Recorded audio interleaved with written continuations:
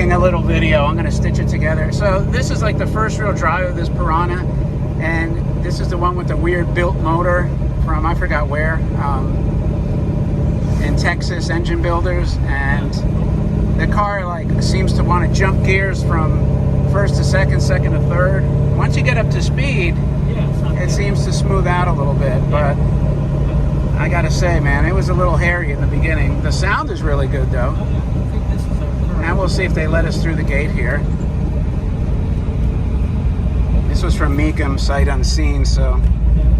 Oh, there's Christy. Yeah, she was waiting for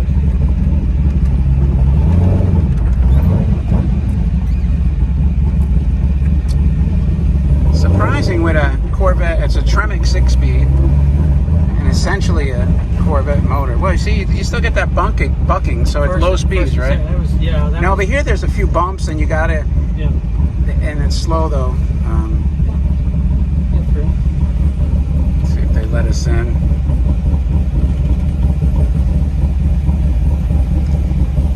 So, Mark, what do you think of this beast so far? It's gorgeous. It just needs a little engine adjustment, and it's going to be perfect. You're going to love it. I don't know. I'm not as optimistic, but I think it'll be good. We'll see. Yeah, we'll see. Let me pause this.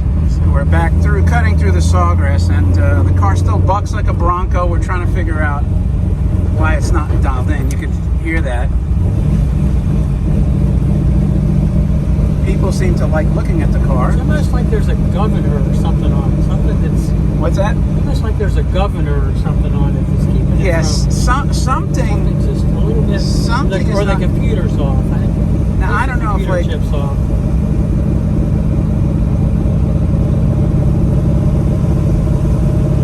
If you were to run this on a track, you would stall out, dumping the clutch. Oh yeah. And giving it gas. So. Oh yeah. Either it's going to go back to Meekum, or we're going to get somebody that can figure this out, because this is not like an easy car to. I had a great mechanic, but anyway, he passed away actually on the sawgrass course. He fell off a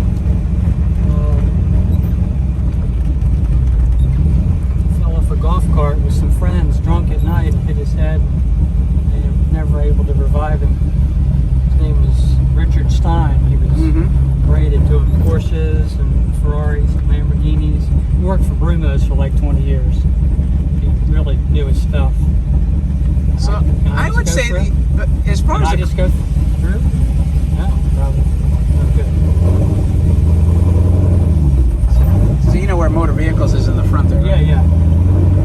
So my initial impression, I'll do a little video after too. Like my initial impression is that the seats are actually comfortable. Yeah, the cabin's not terrible.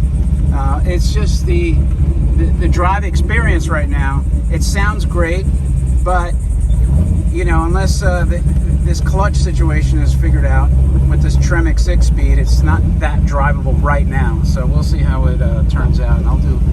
Oh, good. We got a space right there all to ourselves. Where do you want to go? Straight there. Straight up. Yep. They come out and inspect it. So let's tune in for the next stop. I'll stitch it. All right, back on the road with the Zagato. It still bucks like a Bronco, right, Mark? It does, but it actually is fun to drive. It just needs a little bit of tuning, fine tuning. Tuning? A little bit of fine tuning, and it'll be perfect. I think this is good if you want to do like a go on those ride the bulls at the bars, those Western bars. Yeah. You know, it gives you a nice practice. Yeah. For bucking the Bronco. The exhaust sounds great though. I mean, if you like loud and brutal. Sounds great.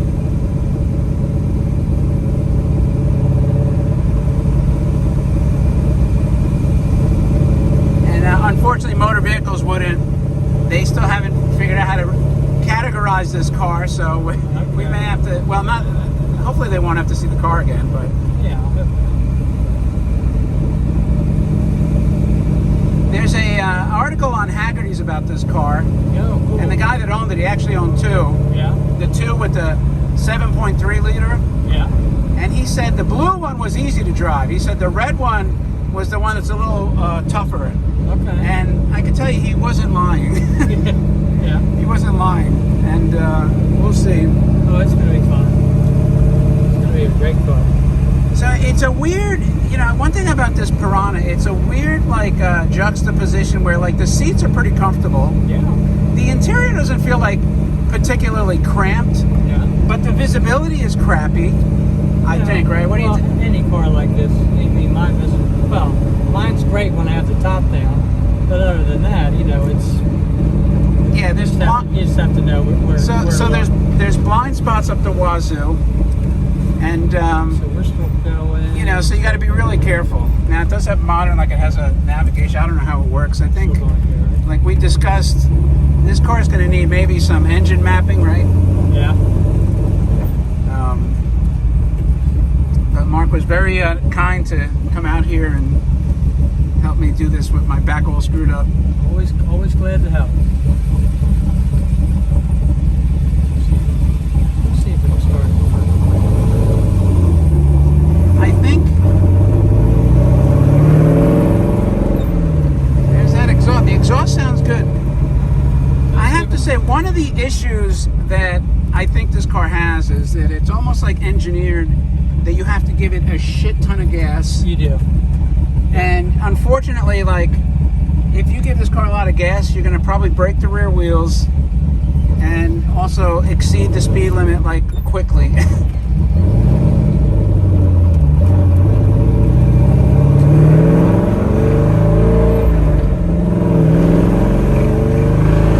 That's what we need to do. It's not bad. No, it's good. But at slow speed, it just needs an adjustment on the computer. Yeah, that's all it is. But being that this is only one of two in the world built this way, Yeah. it's nice to actually hear how it sounds. Nobody's done any kind of review Yeah. that I'm aware of. Right. Haggerty's wrote a nice piece on it, but there was no real driving experience other than the previous owner saying, yeah, it's kind of a beast. The red one's the beast. Right. And, you know, people like to look at it, that's for sure. Oh yeah, it's going to be a real head turner. It is a head turner. That's The young 100%. man had just gotten his Corvette, and he was really enthralled with it. He was a pretty young guy getting a Corvette like that, but he had a Hemi, and so they got him this Corvette. I don't know whether the Hemi was, I don't know what the issue was, but so Well, I told the mother, I said, now you know why lions eat their young. Mhm. She said, Yeah, for sure. She said, you're right. I think this motor was, the company I think that built this motor was called like Thompson Okay. out of Texas. I think that's who it was. And they won't, you know, I called them and I said, hey, you know, you tell me something about the motor, Right. gas requirements, something like that. And they just refused to, the guy never called me back, which is weird, you know, like, Sure. I don't know if they said, hey, we could never get this car dialed in properly. I say Thompson, but I'm pretty sure that's what it was, but I'll Yeah. double check it and maybe I'll correct it if that's incorrect. But, yeah, so that's it now. Yeah, it's doing a lot better on the trip home, so that's good. Yeah, Because we're going a little bit faster and it's warmed up more. it seemed like it may have settled down. Yeah. Now, I don't know if this is like dry sump, wet sump, because they made two with the big motors. One was dry sump, one was wet sump. Okay. So I don't know, like, if it needed to get a little more lubrication. Will be. I mean, this car is a 2015, has, I think, 1,900 miles on it. Yeah. So it hasn't been driven all that much. What, a 2015 build? What's that? 2015 build? Yeah, 15. Okay. So in 6 years, that's only an average of like 300 miles a year. Yeah. Probably 200 of those were to the garage and back, Right. Yeah. getting tuned or fixed, and then the other ones to the gas station. Well, with the Corvette engine, you shouldn't have to do a lot of extra stuff once you get it dialed into where you want it. It should be fine. And it does have air, but you know what? We're just like reluctant. 'Cause I have idled it and turned on the air, and the air definitely zaps power. Yeah. And being that like you could stall it out really easy, I said it's better. You know, we're suffering in the Florida heat, but thank God it's not August. Right. Not that we're far removed from it, but Right. so that's it for the ride. There's not much else to say, so I'm going to sign off on this portion of it. Well, maybe I'll keep rolling because you never know. motion, by the way. I gotta say, Mecum though is a little weak on their details and descriptions, Right. to say the least. We went down to the auction in Kissimmee years ago. That was fun. They had about 3,000 cars there for that one. Oh, go slow over this. I'm gonna go real slow. Yeah, let me tell you, this car will bottom out on a freaking, Oh, yeah, you it did on that one on a road. pebble. Yeah. There's more up there too. Yeah, it's gonna be a lot up here. Try the other lane as much as possible. You know, it's a shame because and if you had this kind of figured out, you'd almost want to open it up a bit.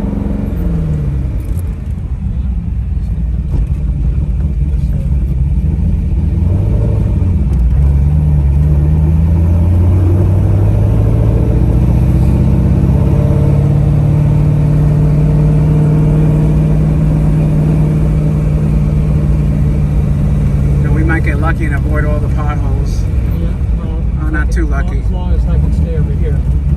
Back over here. So I can't tell if I feel the heat from if it's the motor or just the sun baking up. That's just the sun, I think. Yeah, it's the sun.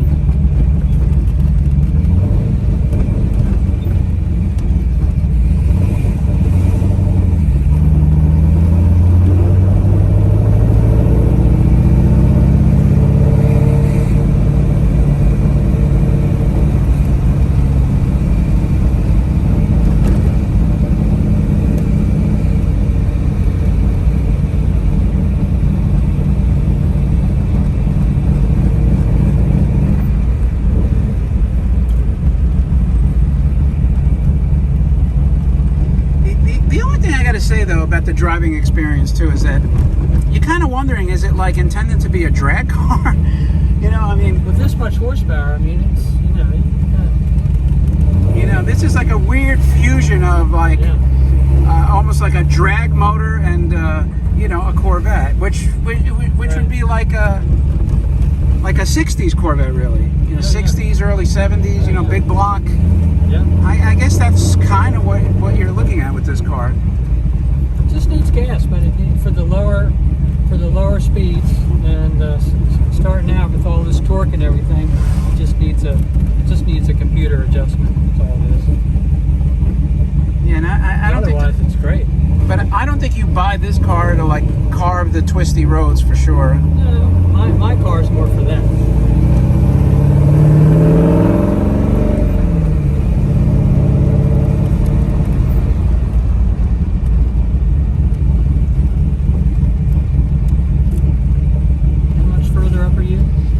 Not too much. We're 340. Well, okay. I don't want to say that on camera. Yeah. Anyway, I'm going to sign off for this. I hope you guys enjoyed this. Yeah. I'll see you later. All right, so that was the Perana test drive. And you can see here, and this motor is hot. It has the kill switch here, which for whatever reason they advise you to turn off the power. I don't know if that's a fire thing. So you can see under the hood, they rate this motor at 600 horsepower. I think it's a lot more than that. So as far as registering it, so far Florida Motor Vehicles will not register it because in California the title, it didn't say kit car, but what it did say was a kill ignition switch. What it said was, not on the metal VIN tag that they put underneath, but over here, if you look, they put, let's try to get my 2015 kit car, which Mecum didn't disclose that, ironically, or I don't know if they should have, but, so, because the title didn't say that, but that door jamb said that, they have to, I don't know, get clarity. And one other thing, as far as the hood has a release over here, which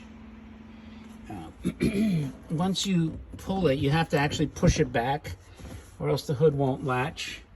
You know, so this car was really what I would say is a exercise in contradictions. It's a comfortable interior, poor visibility, brutal driving experience that isn't dialed in at all.